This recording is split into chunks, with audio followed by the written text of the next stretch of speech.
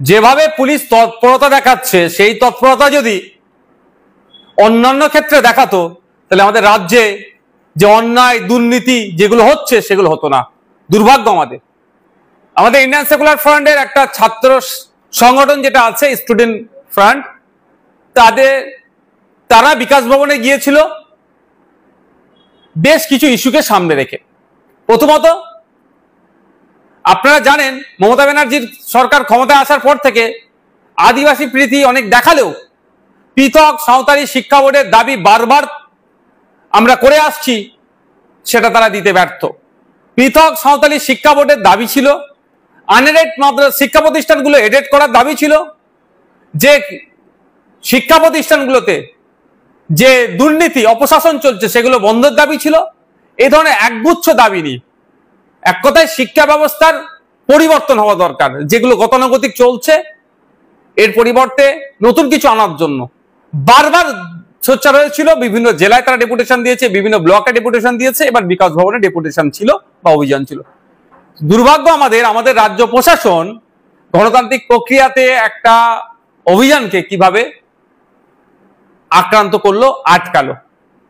মিছিল শুরুর পূর্বেই তাদেরকে এসে, আমি মনে করছি চরম ফ্যাসিস্ট চিন্তা ভাবনা নিয়ে অন্যায়ভাবে তাদেরকে আটকালো, তাদেরকে ডিটেন করেছিল। অবশেষে খবর আমাদের যারা অবজারভার আছেন, স্টুডেন্ট ফ্রন্টে যারা দায়িত্বশীলেরা আছেন তাদের সাথে যোগাযোগ হয়েছে যে তাদেরকে এখন তারা মুক্ত হয়েছে। তো ব্যাপারটা হচ্ছে এটা, মমতা ব্যানার্জি প্রশাসন ভয় পেয়ে স্টুডেন্ট ফ্রন্টকে শুরুতেই আটকাচ্ছে। এইরকম ধমকে চমকে আটকে স্টুডেন্ট ফ্রন্টের যে ছাত্র যুব যারা আছে তাদেরকে কোনোভাবেই আটকাতে পারবে না। তবে একটা ভালো দিক আজকে আমি লক্ষ্য করলাম যে স্টুডেন্টদের সাথে সাথে সাধারণ মানুষও কিন্তু শিক্ষা প্রতিষ্ঠানের যে দুরবস্থা, অচলাবস্থা যেটা হতে চলেছে সে কাটিয়ে যাতে উঠতে হয়, সেই জন্য কিছু আম মানুষ সেখানে উপস্থিত হয়েছেন। একজন প্রফেসর, আমাদের দলের নেতৃত্ব একজন প্রফেসর, তিনিও ঘরে বসে থাকতে পারেননি, যেহেতু তার একটা সেন্টিমেন্ট অবশ্যই এক্সট্রা। তিনি আদিবাসী সম্প্রদায় থেকে বিলং করেন এবং যেহেতু সাঁওতালি মাধ্যম শিক্ষা বোর্ডের যে বারবার দাবি আমরা করেছি সেটার সাথে সহমত, আরো দাবিগুলোতে সহমত, তিনিও সেখানে উপস্থিত হয়েছিলেন। নির্লজ্জ প্রশাসন তাকেও ডিটেন করতে বাদ রাখেননি। তবে আমাদেরকে ধমকে চমকে ডিটেন করে এই আন্দোলনকে স্তব্ধ করতে পারবে না।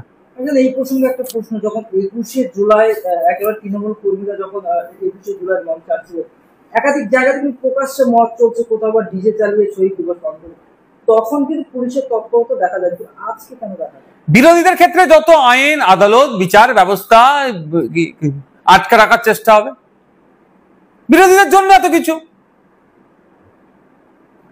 পার্কের বসে যে সমস্ত জায়গায় মদ্যপান করার জন্য রেস্ট্রিক্টেড, মদ্যপান করা যায় না যে সব খোলা জায়গাতে, সেখানে সে হই করেছে, সবুজ ধ্বংস করেছে, কলকাতার বায়ুকে দূষণে পরিণত করেছে, এমনি বায়ু দূষণের মাত্রা ব্যাপক আরো বেশি করেছে, ডিজে লাগিয়ে মৎসব করেছে শহীদ দিবসের নামে।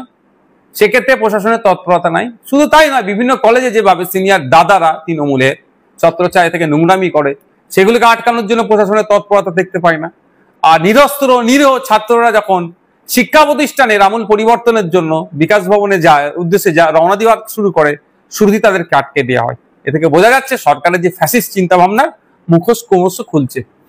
মুখ্যমন্ত্রী 21শে জুলাই মনে রেখেছে, কিন্তু মনে রাখেননি সিরাজুল হককে, যে মমতাকে বাঁচাতে গিয়ে সিরাজুল হকের চাকরি চলে গিয়েছিল। কি বলবেন? আমাদের দুর্ভাগ্য এটাই যে মমতা ব্যানার্জির কাছে সম্ভবত 2023-এ গিয়েছিল, তিনি ফাইল এদিক ওদিক করার কথা বলেছিলেন, একে এই যে সিরাজুল হক মন্ডল সম্ভবত ওনার নাম, তাকে চাকরির ব্যবস্থা করার কথা বলেছিল। 2 বছর পার হয়ে গেল, তার আর কেউ খোঁজে রাখছে না।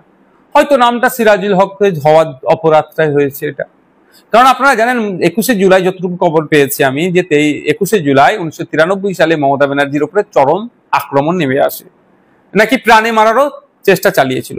সিরাজুল হক একজন পুলিশ কর্মী, সে এই অন্যায়টাকে মেনে নিতে পারেনি। সে তখনকার যিনি ডেপুটি অর্থাৎ জয়েন্ট সিপি যিনি ছিলেন সম্ভবত, তার দিকে বন্দুক তাক করেছিল, এই মানে আক্রমণ বন্ধ নালে গুলি চালিয়ে দেবো, এতটা সাহস নিয়ে দাঁড়িয়েছিল।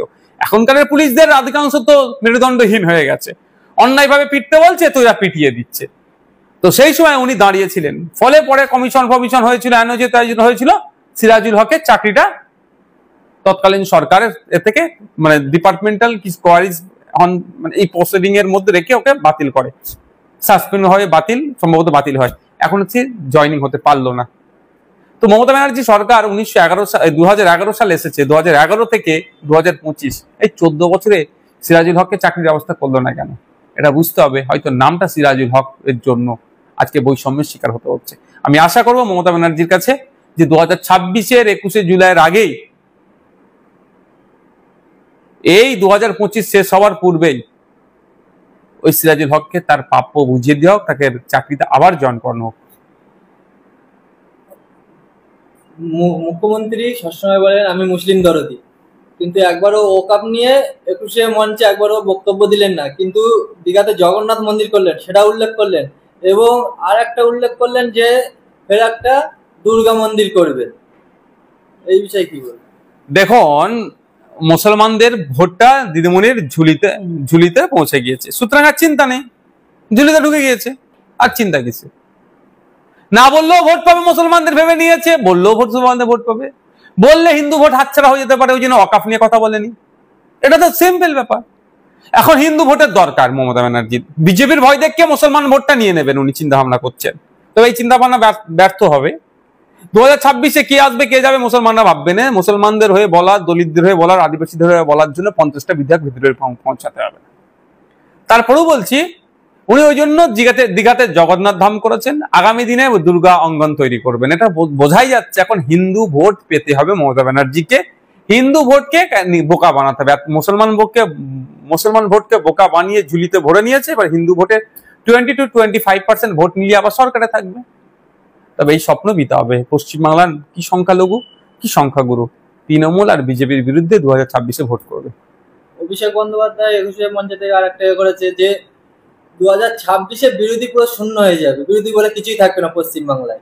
দেখুন, একটা কথা বলি, পশ্চিমবাংলা নয় সারা ভারতবর্ষে নিরিখে বলছি, দুটো যে সরকার চলছে, একটা কেন্দ্র সরকার একটা রাজ্য সরকার, এটা ফ্যাসিস্ট মনোভাব নিয়ে চলছে, কিছু শুনবো না, কারো কথা মানবো না, এই মনোভাব নিয়ে চলছে। এই মনোভাব নিয়ে চলার ফলে আপনি দেখবেন 2006-এর ফরেস্ট রাইট অ্যাক্টকে ধ্বংস করে দিচ্ছে এক প্রকার অ্যামেন্ডমেন্টের নামে। 2023-24-এ আদিবাসীদের অধিকার কেড়ে নিচ্ছে। ভার্জিনিয়াস খাকা কমিটির যে সুপারিশ গুলো আছে সেগুলো বাস্তবায়ন করেনি কেন্দ্র সরকার, কিন্তু আদিবাসী প্রীতি অনেক দেখাচ্ছে। ওয়াকফ সংশোধনী আইন 2025-এ যেটা পাস হয়েছে, বিরোধীদের যুক্তিকে অগ্রাহ্যভাবে, মানে যুক্তিকে পাত্তা না দিয়ে সংখ্যার ভিত্তিতে তারা তাদের বিলটা পাস করিয়ে নিয়েছে, আইনে পরিণত করেছে। ব্যাপারটা হচ্ছে যদিও আইনটা এখন সুপ্রিম কোর্টের বিচারাধীন অবস্থায় আছে। তো যে আমার বলার বক্তব্য, যে দুটো সরকার চলছে, দুটো সরকার বিরোধীদেরকে কোনো মতেই মান্যতা দেয় না, বিরোধীকে প্রশ্রয় দিতে চায় না। কিন্তু আপনাদের বলি, যারা গণতন্ত্র প্রিয় মানুষ, এই ডেমোক্রেসির জন্য যারা হাজার হাজার লাখ লাখ বীরেরা শহীদ হয়েছেন দেশের জন্য, তাদের আত্মবলিদান আত্মত্যাগের ফলে আমরা এই ডেমোক্রেসি পেয়েছি।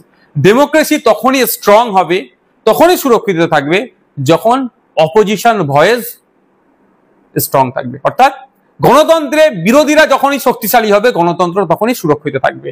আর কি তৃণমূল সরকার কি বিজেপি সরকার সবসময় বিরোধীদেরকে দুর্বল করতে চাইছে, তাহলে বিরোধীদেরকে দুর্বল মানে গণতন্ত্র সুরক্ষিত কিন্তু থাকছে না। ফলে কখনো সমাজতন্ত্র, কখনো ধর্মনিরপেক্ষ এই শব্দগুলো তুলে দাও, কখনো ওই আপনি কেন ভোটে দাঁড়িয়েছেন, এইবারে লাস্ট পঞ্চায়েত নির্বাচনে ভাঙড়ে কি অত্যাচার চালিয়েছে, খুন করেছে। হাওড়া জেলাতে মহিলা ভোটে দাঁড়িয়েছে তৃণমূলের বিপক্ষে, কোনো একটা সিম্বল থেকে তার কাপড় ধরে খুলে দিচ্ছিল। এই অনৈতিক অন্যায় কাজ হবে। ভাঙড়ে এক মঞ্চে থেকে ক্যানিংপুরের বিধায়ক সওগাত মোল্লা তিনি করেছেন যে ভাঙড়ে 5টা লাশ পড়লেও কোনো যায় আসে না, কিন্তু আইএসএফ কে হাতাবে, আইএসএফ এর বিরুদ্ধে জিহাদ ঘোষণা করেছে। আমি একটা কথা বলছি, সওগাত মোল্লা সাহেব বললো না যে নিজের জীবন চলে যাবে, কিন্তু আমি আইএসএফ খারাপের কথা বললেন না। কার 5টা গরিব মানুষ, এই রেজ্জাক খার মতো মেরে দিয়েছে দলের লোক, আবার অন্যকে ঘরে চাপাবার চেষ্টা করছে। দেখুন, আপনারা জানেন এই সওগাত মোল্লারা, এরা হচ্ছে এদের ক্ষমতা লোভী, চাই পাবলিক ধ্বংস হয়ে যাক, এদের কোনো যায় আসে না, এরা ক্ষমতা শীর্ষে থাকতে চায়। আপনারা জানেন, আমি যখন পঞ্চায়েত নির্বাচন হয়, আমি ছুটে গিয়েছিলাম মমতা ব্যানার্জি মহাশয়ের সাথে দেখা করতে, যদিও তিনি তার মূল্যবান সময় আমাকে দেয়নি। আমি কেন ছুটে গিয়েছিলাম, যে ভাঙড়ের হিংসা বন্ধ করার জন্য আমি আহ্বান করতে এসেছি। প্রয়োজনে আমার পঞ্চায়েতে যে সমস্ত প্রার্থী দিচ্ছে আমি তুলে নেব, ভাঙড়ে শান্তিতে থাকুক। নওশাদ সিদ্দিকী ভাঙড়ের বিধায়ক, ভাঙড়ের শান্তির জন্য পঞ্চায়েতের প্রার্থী তুলে নেওয়ার জন্য প্রস্তুত। আর নটোরিয়াস ক্রিমিনাল নামে যিনি খ্যাত শওকাত মোল্লা, ক্ষমতা দখল করার জন্য 5টা লাশ পড়লো কোনো অসুবিধা নেই বলছে। এখানেই তো শওকাত মোল্লা নওশাদ সিদ্দিকীর তফাৎ। এবার ভাঙড়ের মানুষ, ক্যানিং পূর্বের মানুষ, রাজ্যের মানুষ দেখুক এই শওকত মোল্লাদেরকে ক্ষমতার মসনদে বসাবে না নওশাদ সিদ্দিকীদেরকে আরো এগিয়ে যেতে সহযোগিতা করবে। এটা ভাঙড়ের মানুষের হাতে ছেড়ে দিচ্ছি, ক্যানিং এর মানুষের হাতে ছেড়ে দিচ্ছি, বাংলার মানুষের হাতে ছেড়ে দিচ্ছি। তবে আমার বিশ্বাস, আস্থা ভাঙড় সহ সারা রাজ্যের মানুষের কাছে এই শওকত মোল্লাদেরকে এইবারে শূন্য হাতে বাড়ি ফিরাবে, নওশাদ সিদ্দিকীদের মতো আমাদের মতো লোকেদেরকে দুহাত ভরে আশীর্বাদ দোয়া করবে। আপনার কি মনে হয় 26-এ ভাঙড়ে শান্তি ফিরবে? কারণ এই ধরনের মন্তব্য, দেখুন এই মন্তব্য দিয়ে তো আর শান্তির কথা হয় না। তবে একটা কথা বলি, শওকত মোল্লা সাহেবকে যখনই দায়িত্ব দিয়েছে এটা ভেবে নিতে হবে মানে উনি গোলাপ ছুড়বেন না। যে মমতা ব্যানার্জি যাকে বলে তুই বোম্মা দিস, সে নিশ্চিত হবে গোলাপের গুরুত্ব তার কাছে থাকবে না। দেখুন 2021-এ আমি জিতেছি, 21 থেকে 23 পর্যন্ত আপনারা দেখবেন ভাঙড়ে রাজনৈতিক হিংসা হয়েছে, ঝামেলা হয়েছে, ক্ষুদ্র ছোট ছোট ঠেলাঠেলি হয়েছে, নিজেদের মধ্যে আবার দিনের শেষে মিটিয়ে নিয়েছে। আমি যেটা সৌজন্যতা রাজনীতি, কিন্তু শওকত মোল্লা সাহেব আসার পর থেকে খুনি হ্যান ত্যান এইসব চলছে, এগুলো বন্ধ। শওকত মোল্লাকে আমরা আশা করছি মাননীয় মুখ্যমন্ত্রী মমতা ব্যানার্জি মহাশয় শওকত মোল্লাকে ভাঙড় থেকে খুব দ্রুত বিতাড়িত করবেন। আমরা চাই রাজনৈতিক প্রতিদ্বন্দ্বী হোক, কিন্তু মাসালদের দিয়ে পুলিশ দিয়ে করলে এটা দীর্ঘস্থায়ী হবে না। কিন্তু এন্ড অফ দ্য ডে মানুষের ক্ষতি হবে, আমরা কোনোভাবেই মানুষের ক্ষতি চাইছি না। রাজ্জাক্কা খুনে শওকত মোল্লা বলছে আপনার এতে খুন হয়েছে রাজ্জাক্কা, কিন্তু এই দুদিন আগেই শওকত মোল্লা ডান হাত বলে যে পরিচিত আহসান মোল্লা, তানাকে কাশীপুর থানায় ডেকে 1.5 ঘন্টা জিজ্ঞাসাবাদ করলো। চা খাওয়াতে একটু টাইম লেগেছে, 1.5 ঘন্টা হয়তো, ওই জন্য 1.5 ঘন্টা ঘুরেছে। আপনি জানলে কি আলোচনা করছিল আপনি, আমি জানি কিছু দেখে বসে একটা। তবে আমি একটা কথা বলছি, আমি প্রথম দিকেও বলেছি আজকেও বলছি, আমাদের ভাঙড়ের ভোটার রাজ্জাক্কাকে যারা খুন করেছে, যখন শওকত মোল্লা সাহেব ওখানে উপস্থিত হয়েছিলেন, শওকত মোল্লা সাহেব রাইট, লেফট, ব্যাক, ফ্রন্ট সাইডে যারা দাঁড়িয়ে আছে ওদের মধ্যে অনেককেই যদি সঠিক তদন্ত হয় এই খুনের সাথে জড়িয়ে যেতে পারে। বেশ কয়েকজন অ্যারেস্ট হয়েছে আপনারা জানেন। যদি আগামী দিনে সঠিক তদন্ত হয়, কাউকে 1.5 ঘন্টা বসে রাখা বলেছেন, উনি হয়তো গ্রেফতার হতে পারেন, বা এখনো যাকে ডাকেনি তিনি হয়তো গ্রেফতার হতে পারেন যদি সঠিক তদন্ত হয়। আপনি দেখি কিছু চ্যানেল আপনি কিনে রেখেছেন, কারণ আজকে এই মন্তব্য করলেন শওকত মোল্লা যে রাজ্জাক্কার পরিবারকে নিয়ে অবগত করা। দেখুন আমি একটা যদি সিঙ্গেল শব্দ রাজ্জাক্কা বা তার পরিবার সম্পর্কে আমার অশ্লীল পান, আমি যে রাজ্জাক্কার পরিবার আমাকে যে শাস্তি দেবে আমি মাথা পেতে মেনে নেব। আমি বলেছি রাজ্জাক্কার পরিবারকে যে চাকরি এখনো দেওয়া হয়নি কেন, যে অ্যাপয়েন্টমেন্ট লেটার এখনো দেখানো হচ্ছে না কেন, তারপরে কিন্তু তড়িঘড়ি জয়নিং লেটার দেখিয়েছে। এটা বুঝতে পেরেছেন? মানে আমার চিৎকারের জন্য রাজ্জাক্কার পরিবার দ্রুত চাকরি পেয়েছে। আমি কি একবারও বলেছি কেন রাজ্জাক্কার পরিবারকে চাকরি দেওয়া হলো? আমি তো বলেছি দ্রুত দেওয়া হোক, এবং সাথেও বলেছি রাজ্জাক্কার পরিবার যাতে নাই পাই তার জন্য আমি সর্বোচ্চ দিয়ে লড়াই করবো। যদি চাই সিবিআই বা বিচার বিভাগীয় তদন্ত চাই, আমাকে ফ্রন্টে না আসলেও যদি ব্যাকডোর থেকে সহযোগিতা চাই আমি তাই করবো। এটা তো বলেছি আমি। রাজ্জাক্কার রাজনৈতিক পরিচয় ছিল তৃণমূল, আর আমার রাজনৈতিক পরিচয় আইএসএফ, কিন্তু আমি একজন বিধায়ক, এটা আমার কাছে বড় পরিচয়। আর রাজ্জাক্কা ভাঙড়ের একজন ভোটার, এটা আমার কাছে বড় পরিচয়। সুতরাং আমি বিধায়কের ঊর্ধ্বে গিয়ে, এই রাজনৈতিক নেতার ঊর্ধ্বে গিয়ে আমি আমার ভোটার যাতে নাই পাই তার জন্য আমি লড়াই করবো। এটাই শওকত মোল্লা সাহেব ভয় পাচ্ছে, ভুল বার্তা ছড়াচ্ছে।